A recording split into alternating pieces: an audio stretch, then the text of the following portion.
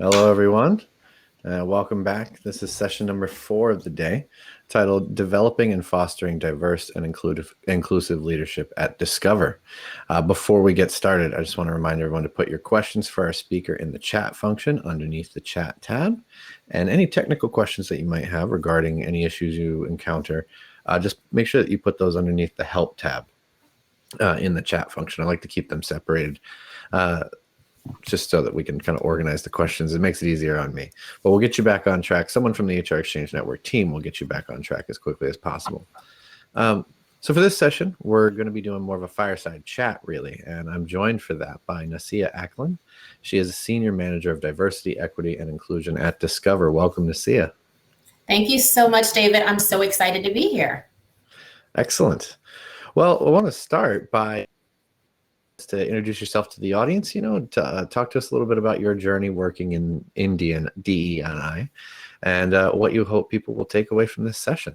Yeah, thank you so much. Well, I like to begin by telling people the easy way to remember my name. It's Nasia, like see you later. So I am Nasia Ackland. I'm so excited to spend this time with you today and bring you greetings on behalf of Discover Financial Services, as well as our Chief Diversity Officer, Jonita Wilson. It's been quite a journey for me over to the DEI space. I'm actually from Nashville, Tennessee originally. I currently work remotely and reside in Nashville. And I attended Hampton University, a historically Black college in Virginia, just for me, a completely transformative experience, and cut my teeth in corporate America with General Mills as a part of the sales function.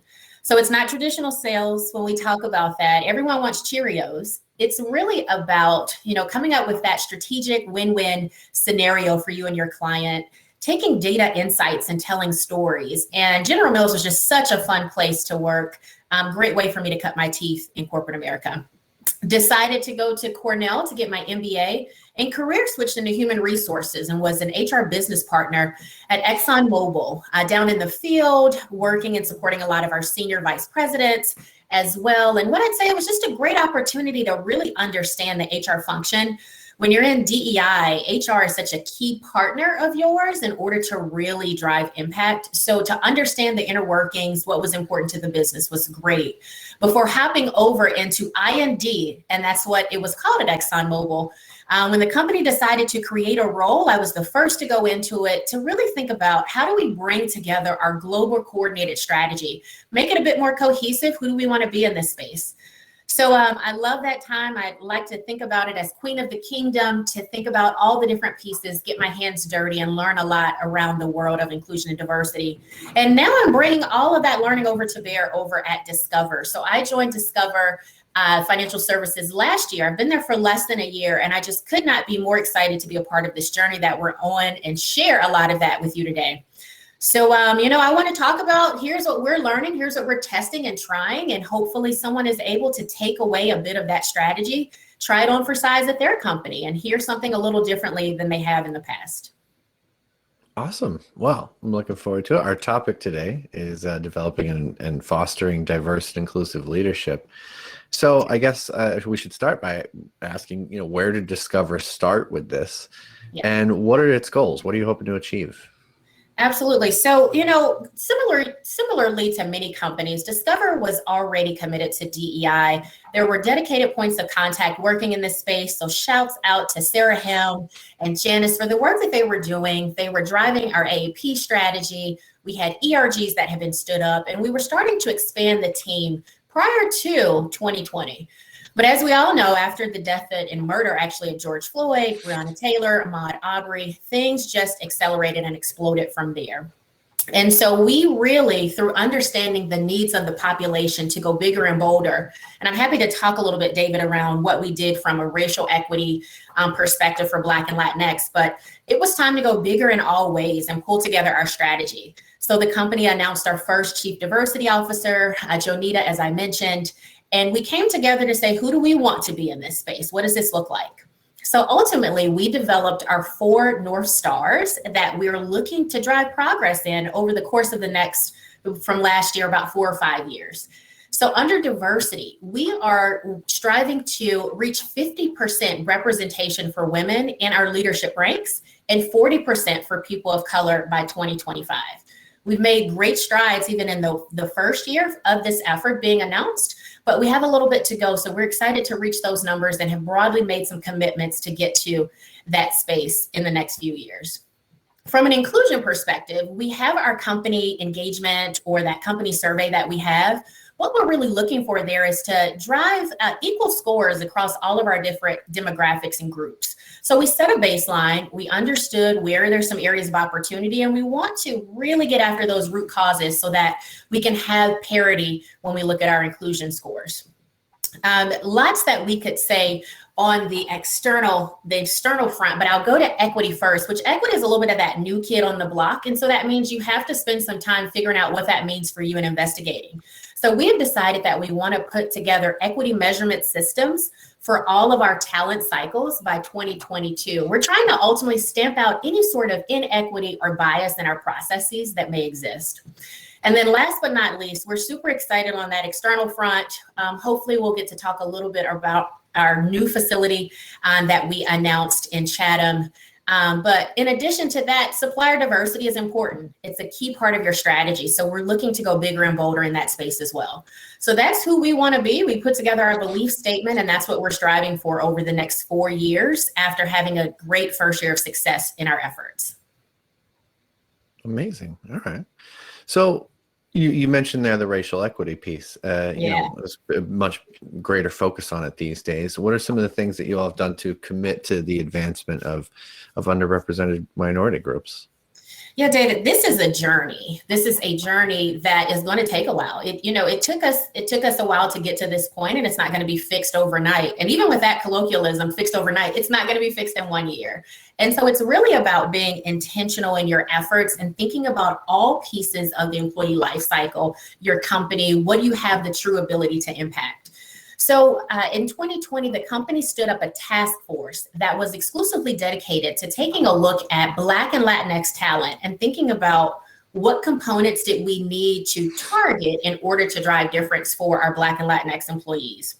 So that broke down into a few areas. Representation. So what's realistic? Creating that baseline of where you are in your leadership for Black and Latinx, and what do you think that you can realistically, but also stretch a little bit to get to.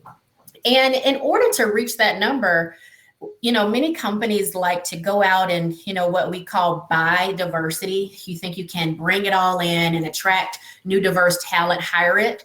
But it's important to focus on what's already internal to your company. So how do you develop your Black and Latinx talent? Which means you've got to ask yourself some tough questions around what's getting in the way and what do you have to do in order to drive some more equity and get people through some of those thresholds. Are there parts in your pipeline that are a little bit bloated and people are struggling to get through? So what do you have to do programmatically in order to drive a step change? We focused in on representation. We thought about inclusion and making the company holistically be deliberate advocates so that everyone sees themselves as a part of this journey. And that's definitely easier said than done. People were grappling with DEI, people were grappling with racial equity and their feelings, the emotions that was coming with it.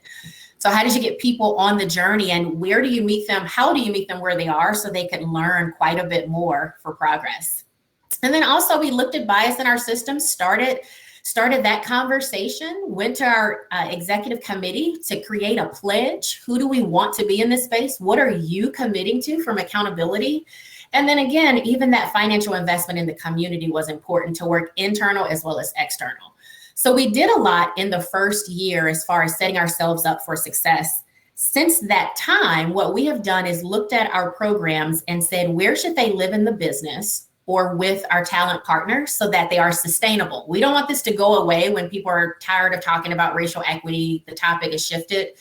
So how do you keep it sustainable, and how do you embed it into your everyday practices so that Black and Latinx talent is getting the same level of opportunity that is necessary to go forward? So you have to embed it. It can't just be a thing on the side that can potentially die on the vine. It's about building it into your everyday processes, and you have to intentionally measure it over the course of time.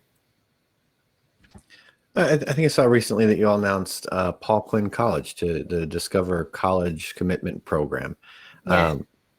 So tell us more about that program and kind of what role do you see, HBCUs and HSIs, what do they play in the role they play in building a diverse pipeline?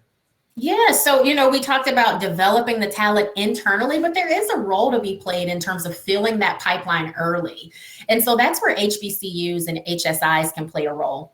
To talk about that announcement for Paul Quinn College, super excited about bringing them into the fold for our Discover College commitment. So, David, when I came to Discover, I felt like there were so many good things that the company were doing that I just didn't know about. And it's so important to keep telling people about all of the amazing gems, the benefits that we have. And this is one that just boggles my mind that I think everybody should know about. As a part of our Discover College commitment, employees are eligible to go to college online for free. And that's a really big deal. That includes our call center agents. We really want to make sure that all of our employees are able to take advantage of our benefits package. And that's such a big deal in terms of meeting people where they are with the company. So as a part of our Discover College commitment, what we did was announced recently that Paul Quinn College, which is a historically Black college outside of Dallas, would be added into the list of schools that would be eligible.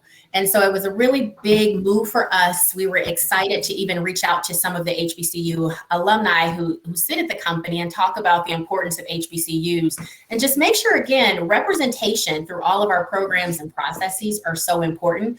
We will continue to evaluate and expand, but that was a big deal. To your point on HBCUs and HSIs, we can't just approach our recruiting strategy from one side. HBCUs, HSIs are very important, but we cannot forget that there are students of color that exist even in our majority institutions. So we've got to be dynamic in all of our processes. It has to be a both and, which means we can have a deliberate approach as we think about HBCUs and HSIs as well as majority schools. And on the HBCU HSI front, my guidance I would tell people is, you can't really think about it as a pot of gold that you can go in and find these diverse candidates and come right in and your return on investment is going to be quick because you stood up a booth at the career fair. You really have to create a relationship. You have to pound the pavement. You have to get to know the students, the alum, and pick maybe one or two or three or five of the over 100 that exist and say, we want to have a deep connection with these schools, the students. We want them to understand our value. We want to create mutually beneficial relationship. And that's how you start to grease that pipeline. So I think that's a learning for us. It's a learning for others in terms of how do you really create that healthy partnership with these schools, as well as attract diverse talent, bring it in, but make sure your environment is suited for them to be successful when they get there.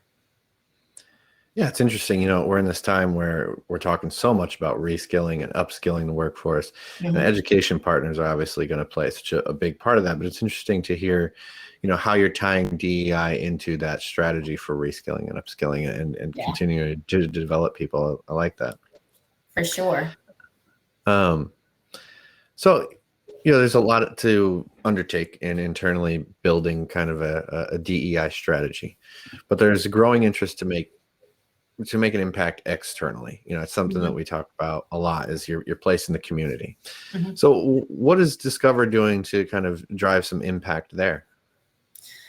A lot. And there was quite a bit that was going and percolating again prior to this increased focus around DEI, but it really took off from there. And the one thing I would be remiss if I did not mention is there is so much excitement right now around the announcement in March of us opening up our 5th call center in Chatham. And what that actually means for those who are not familiar with the Chicago or Illinois area, this call center is located in Southside Chicago, which is a historically Black neighborhood, economically disadvantaged. And so, our CEO, he even spoke about it last week, the journey to make this decision, because oftentimes, when you're thinking about areas to open up new facilities, some of the decision-making factors and criteria can actually be a bit cloaked in bias. You want these affluent areas or great schools and others. And so how do you find areas that are mutually beneficial to the community as well as to the company? And I am proud every day that we are willing to, step out there and do something different and lead in this space. So opening up this center in Chatham, this call center, it was a great opportunity to learn from other partners to really impact the community. You think about the existing businesses and how that's going to bring in more traffic to their locations. You think about the economic advancement, and the goal was to hire as well as staff and think about all elements of DEI in creating the center. And so that meant thinking about your suppliers, right? So, who's helping you create this facility? How do you go to more minority and African-American suppliers since you're going to be in a predominantly African-American neighborhood? What are some of the challenges when we start thinking about, we have these processes of how our suppliers need to do certain things. How do we make it a bit so that it's accessible to different groups and those that, may not be as used to working with some of our requirements? So we really wanted to hire from the community as well. So as this announcement has come forth in March, happy to say that it is operational. We are actually taking calls out of the center, and the goal is to have 1,000 jobs over the next 4 years. And again, we talked about these benefits. So college commitment, healthcare, all of these benefits being readily available. It's just a win-win, and it makes me proud every time we talk about Chatham. I'll pause there, David, and just say, there are a number of opportunities that every month I'm pretty proud to be a part of Discover when I see us taking bold steps, trying to do something differently. So whether it's in our credit cards, thinking about heritage cards that speak to different communities. So for the LGBTQ community, we just announced for Black heritage and continue to expand in that way. When I came to the company, we were doing an Eat It Forward campaign. So I came to the company during COVID. We know that COVID was wreaking havoc on a lot of businesses, Black-owned businesses. So Discover stepped up for Black-owned restaurants and said, we are going to give out $25,000 grants to help you survive. And we and leadership were willing to accept any backlash that came because people were still struggling with the concept of equity, which means, why are you focused on one group and not others? But that's what true equity is, thinking about customized tools that need to level the playing field so that everybody's able to succeed and have access to opportunities. So we're putting our money where our mouth is. We are trying and testing, and we're willing to take risk and learn. All I can say is, that's really all you can ask for at this point as we go through our DEI journey. Absolutely. Audience, feel free to jump in anytime with questions. I'm just going to keep rolling with them. But I want to get your questions in too, and we don't have to wait until the end.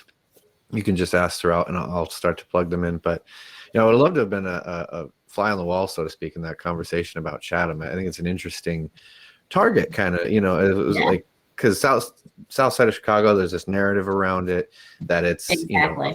Obviously, so I'd be interested to kind of hear some of the thinking that went into that. And it's not even like Illinois is the cheapest place to open up a call center. So I'm interested in that conversation. What was that like? And what was it, you guys, what were you targeting specifically with that? Yeah, so David, and this one has been a great learning. I hope that it actually turns into a case study of sort, because there have been so many learnings along the way on what's necessary to be successful. And then also for us to stop and check some of our bias. For example, as we were looking to staff up this location, what we thought we would yield from applicants and how it might be a little bit harder to bring in candidates, we were blown away at, 5 and 10 times fold the applicants for open positions that were super qualified for our roles. And so that was a moment to stop for a second and ask, do we need to check our blind spots to say, we were expecting one thing, but we got a total nother.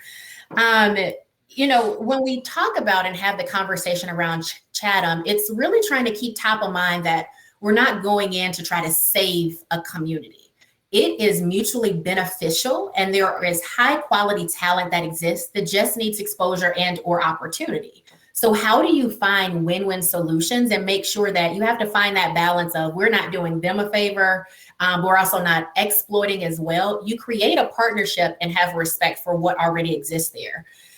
So there were, plenty of conversations around, we can go in and do this, and that, and help the community, when pausing to say, wow, there are so many great nonprofits that already exist in the community. There's so many thriving small businesses. How do we partner with those groups? And I kind of mentioned a little bit on the supplier diversity front. What did it mean to think about our processes? I talked about driving in equity into your processes. That includes, have we made things so processed that it inherently excludes certain groups? So how do you think about some of those learnings and go forward? And we're talking a lot around, race or racial equity or opening up in this historically African-American neighborhood. Think about intersectionality, the way we're thinking about our disability approach in the center and the redesign. What does that mean? The things that myself as an able-bodied person don't even think about. How can we be intentional in our structure and design to make sure we think about those populations and bringing in people who are neurodiverse?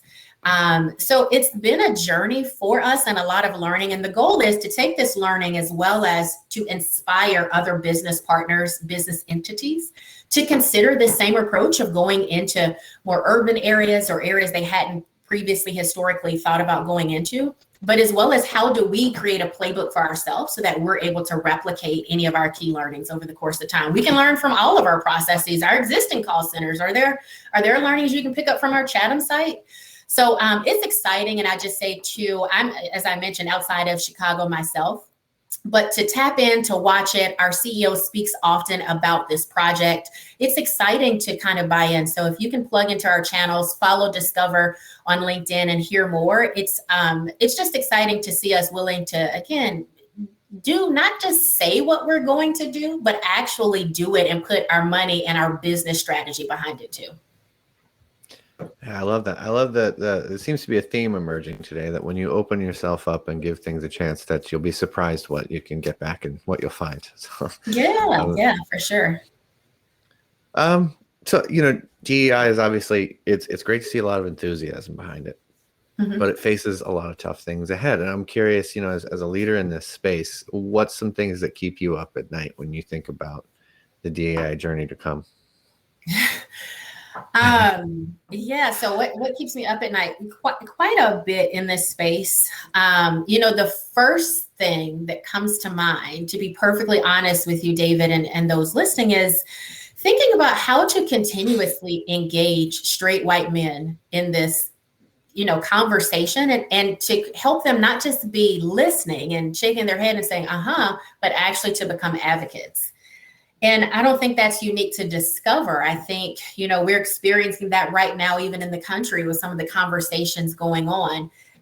There was always the concern that there would be fatigue with this topic. And, news cycles shift and people's interests, and then your competing priorities. And we're right now in the middle of the great resignation. There is just so much going on. But how do we find that commitment? And I'm not going to profess to fully having the answer for you on that. I'd say what immediately comes to mind for me is the importance of talking to those who are committed, straight white men, and calling them into the conversation to help engage their demographic peers. And I think that we all kind of have to pull and understand the importance of that opposite demographic being an ally or an advocate to drive real change. So if you think about LGBTQ community and allies coming in to say, I might not specifically fit this demographic, but I support the advancement. You think about gender equity, we need men in the conversation. Racial equity, we need, white Americans and people in the conversation.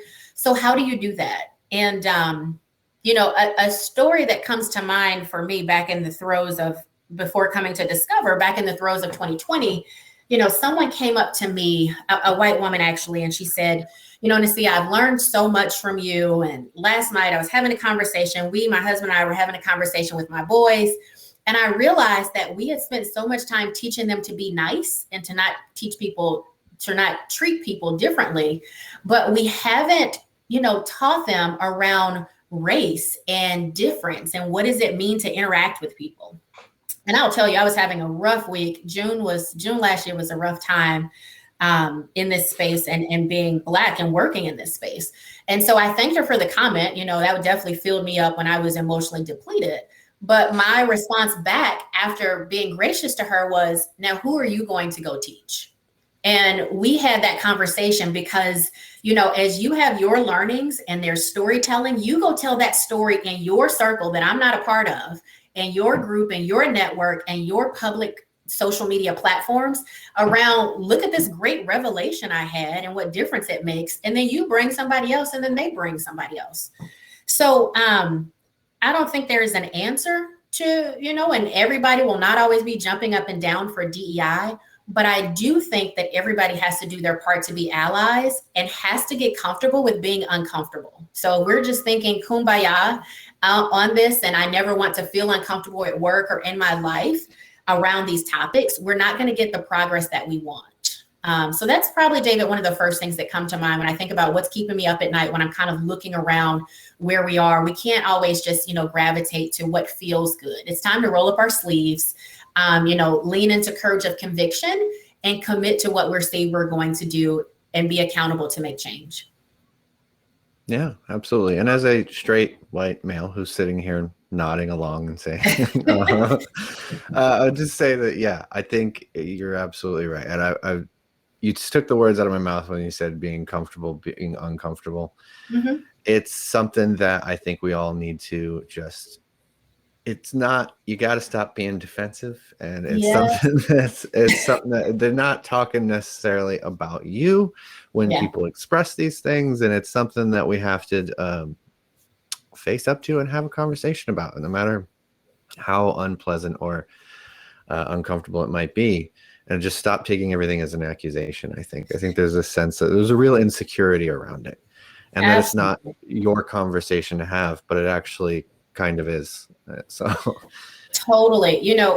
One of the things that I like to tell people, because fear is a real thing. People are kind of afraid to go there, afraid to make a mistake. People come up to me and say, I don't want to offend. How do I do that? Or what if I do offend? And my comment is to fumble humbly. I don't get everything right. I misspeak. It doesn't matter. But I think it's approach it being genuine. People want to understand your intentions. So I tend to state my intentions when I'm asking questions or trying to learn or coming from a place of ignorance. If I misspeak, I fumble humbly. That wasn't my intent, but I'm okay and willing to accept that it's a learning journey for me. But I think we have to, this isn't any different than any relationship or any business strategy where we're learning along the way. And I think we have to build up that muscle to learn and say, even if you feel uncomfortable, what's more important, your comfort in terms of where you are, or actually creating change? What's more important, my comfort or your comfort? Because oftentimes, I have to struggle through corporate America and be uncomfortable at the sake of others being comfortable. How do we shift that paradigm? So I do think it's time to have those tough conversations and everybody get a bit more uncomfortable in their current seat of privilege. Absolutely. I agree. And I think what I've found is that if you're having a genuine conversation that isn't fueled by rhetoric or kind of stereotypes or preconceived notions, what you'll find is that you can fumble humbly. People's skin is a lot thicker than you think.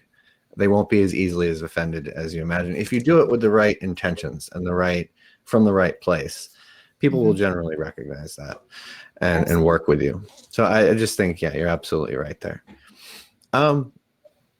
So one of the things I want to talk about too was trainings. At Discover, what role do trainings play in kind of creating this inclusive culture? Because from a selfish point of view, I'll just be honest, I'm planning our learning and development thing for a couple months from now. So I'm thinking about training a lot, and so it's a question that comes up right now in my mind. Yeah, training comes up pretty often because I think it's one of those kind of knee-jerk reactions to kind of how can we approach DEI and get people there. And so, I hope I'm being repetitive by saying what most people already know in this space, but one, not making it required or mandatory in terms of how do you just have that strongly recommended training where the peer pressure from others who are learning so much is so great, is one of those key facets in learnings that you kind of have to keep reinforcing. And that it also can't be a point in time. I cannot remember what I did 3 weeks ago. So nonetheless, the one time you took a training with it, sticking with you for forever, you have to continue to build on that learning and knowledge. So what I'll say for our training approach, one of the few things, and I'll try to give you some uniqueness in our training model, a couple things that are standing out to me. So when I came to the company, we were doing this work, and then there was a request that came into our group that said, we need to do a training on what is diversity, equity, and inclusion. And I heard it, and my first reaction is, well, people know what that is. You would think that people are past that. And so I actually took the ball and designed a training for the company in this space on DEI. And I'll tell you, my takeaway in designing it, facilitating it, and having a few thousand people go through it is, these are words that we use all the time that we think everyone is comfortable with and know what they mean. But it's level setting and aligning. What does diversity, equity, and inclusion mean to me versus someone else? And how are we aligned on where there are similarities, as well as when you start to operationalize diversity, equity, and inclusion, what does it mean and what happens? And so really stepping back on DEI, and particularly the E. So equity, which is, I think I might have referred to it affectionately as a newer concept. For years, we were really pushing the concept of equality. Now we're shifting into equity, which is a bit newer to say, well, what does that mean? And I have to unlearn a bit here. It's how do you have both of them? So as you're thinking about that concept of equity, those customized tools for one group over the other bases their starting point because of, advantage and or barriers that exist. You got to have that conversation over and over again on what's equity and what does it mean to you and how does it show up? What's privilege? The word that when you say, people tend to get very defensive and uncomfortable. When we step back, many of us have some sort of privilege. And when I start talking about religious privilege and class privilege and, physical able-bodied privilege and white privilege, all of those things, we all have it, but having to understand what does it mean and how does it show up in the workplace? So from a training perspective, I would say, thinking about some people really need to step back to basics to understand what that means. Second, unconscious bias comes up often. Someone will say, what unconscious bias training, often. And, our immediate response to that, for those of us that work in the space, I think it's very important. But to be biased is to be human because it's how our brain works in terms of making these shortcuts. So when people ask me for unconscious bias training, starting to pick underneath of what are you actually trying to get at, and really helping people to find how it's applicable to their decision making and their day-to-day and their interaction is so important.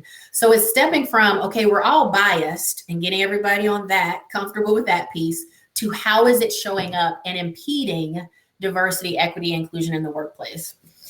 And then last but not least, David, where we're headed at Discover is we're trying to step fully into storytelling. And that's really what resonates with people. It kind of goes back to my last point on what's keeping me up at night.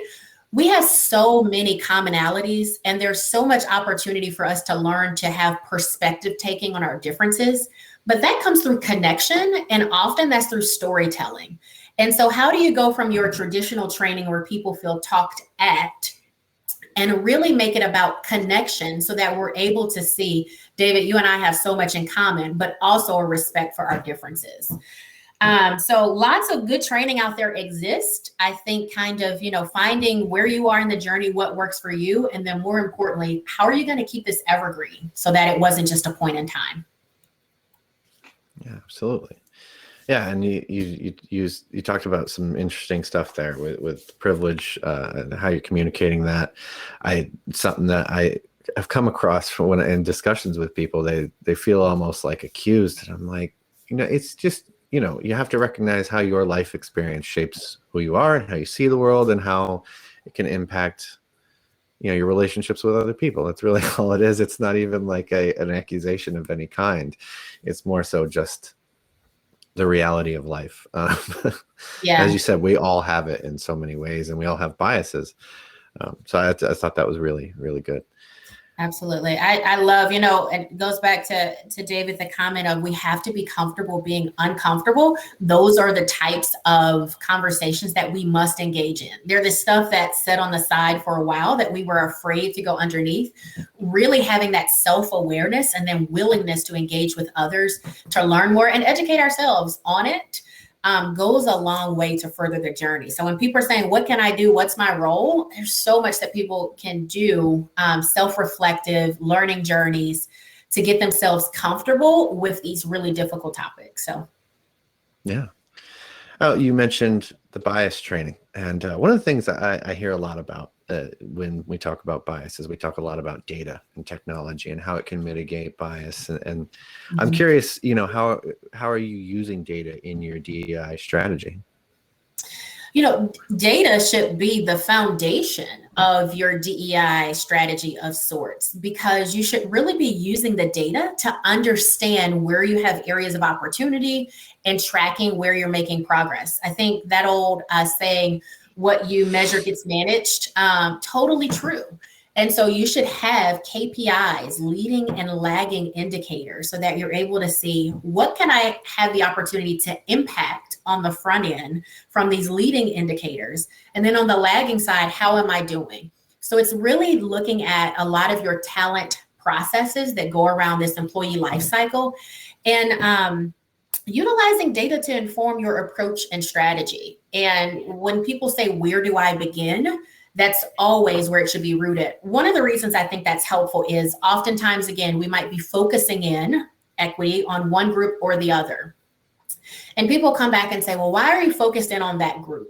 It's helpful to always have your approach or strategy rooted in data, because this is what the data represents as the area of opportunity that you have to focus and or target. Now, it doesn't mean that's only where you focus or target. You have to be dynamic, and a both and conversation, but your strategy should be, where do we have gaps? Where are we currently? Where do we hope to go? Where do we have some gaps?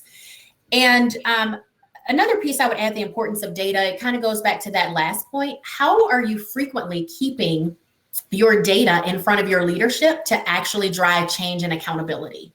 So thinking about that model of frequency, let's just go for an analogy for a second. If I choose not to step on the scale for a year, then, I'm not thinking about, or I can step away from the fact that, incrementally I'm putting on a pound or two here, or all the pounds that I put on, because I'm not looking at it or measuring it. But if I'm stepping on that scale on some level of frequency, I see it, and I'm making a conscious decision to do something about it or to ignore it. And so you think about that approach when utilizing data, diversity, equity, inclusion data in your process and building your strategy. It helps people to drive accountability, because at that point they have a decision to make. So excited that for us, internally, we created a dashboard of sort that our HR team has access to, so that we're able to make sure our leaders stay apprised, engaged, and accountable for what we're trying to drive to go forward. All right. So, I'm curious, as we're talking about a lot about so many different things here, and there's so many different pieces to DEI. Of course, we're coming into the last 5-6 minutes here. So I wanted to ask, what are you looking forward to in the next couple of years? Like, what comes next for you all at Discover, and what has you excited? Yeah, we're doing a lot. I look back at even the things that have been accomplished in a year, and it's something to be excited about. So when I think about growing that exponentially, over the next 4 or 5 years, and trying to reach those aspirational goals where I started by 2025, just excited to see the journey to get there.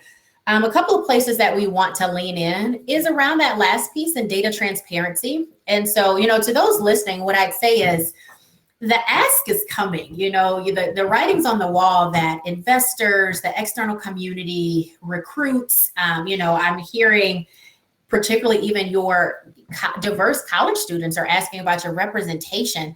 There is just this groundswell, including from, again, that investor community, to understand more around efforts and what does that look like. So I'm excited for us to think about that journey for us. What does it mean to, tell more about all the good things we're doing, to talk about where we have areas of opportunity and what comes next. So data transparency is top of mind. Secondarily, even right now, when I leave this session, I'm balancing back and forth between the event with you all here today, as well as Disability In is having their conference that takes place virtually this week as well. And what I'll say is, I'm super excited that we want to delve in further in even our disability inclusion strategy. What does that look like? And that's so multifaceted. Most of the time when people hear disability, the first thing you think about is physical capability, but now we should be bringing neurodiverse into the conversation. We should be bringing mental health awareness into the conversation. So I just think it's so much area for us to continue to go further in and lead when we think about speaking to and making sure that we champion individuals with disability. You think about,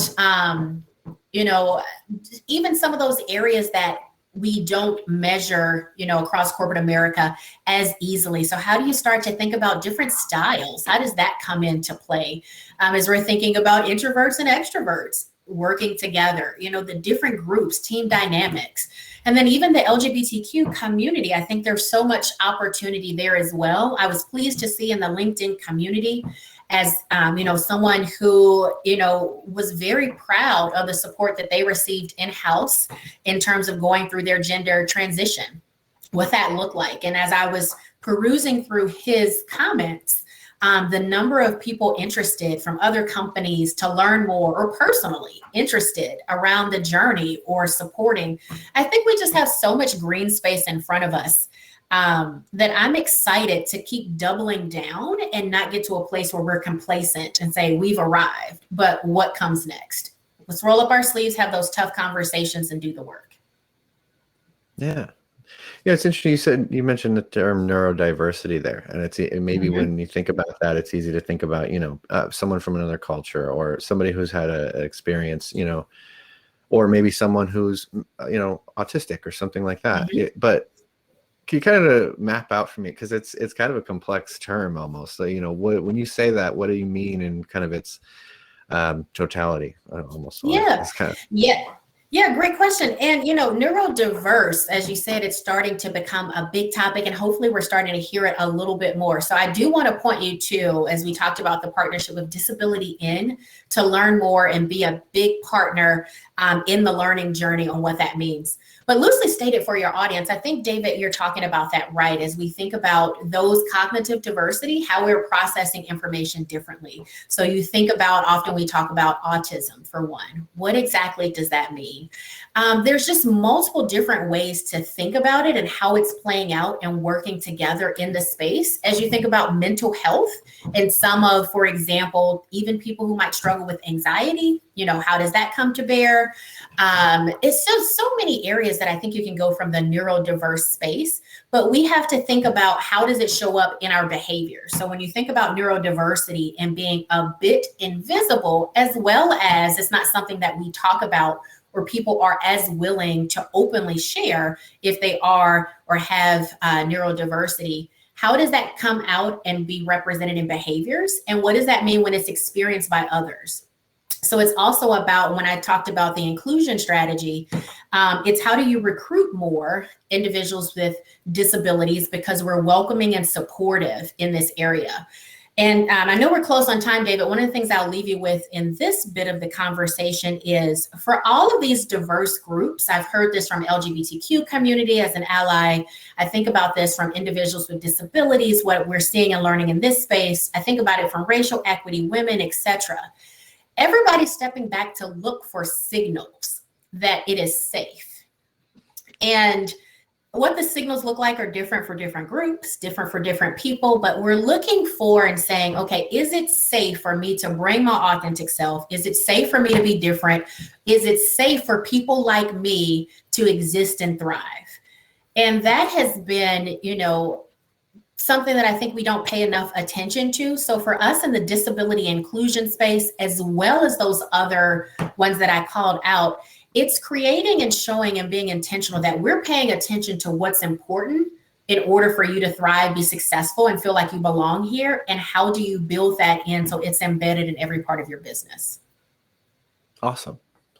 Well, we just have about a minute left, so I just wanted to finish with, if you have any advice for the audience, what kind of parting words would you give? Absolutely. Listen, it is a journey, not a sprint. Now, that does not mean resting back on our laurels or getting comfortable or just getting lost in that analysis paralysis so that we don't take action. We don't want that to happen. We've been having these conversations for a while, and the progress has been a bit slower. So you do have to find that balance to action. But what I will say is understanding how to celebrate those incremental wins, those beacons of hope, and to build that muscle and tenacity, because there's a journey, a road ahead of us, and we need everyone, regardless of what you look like, who you are, committed to make a step change. It's the right thing to do. It's great for the business, and it's how we're going to make a better world. So thank you so much, David. No problem. Well, excellent. Thank you for joining us today. I really enjoyed this conversation, and I'm glad that you could come on. So thank you. Absolutely. You enjoy the rest of your day, and I look forward to attending future sessions. Awesome. Well, thank you. And everybody, we have one more session left. So use your agenda icon there on the left to navigate your way over to the next session, and I will see you there.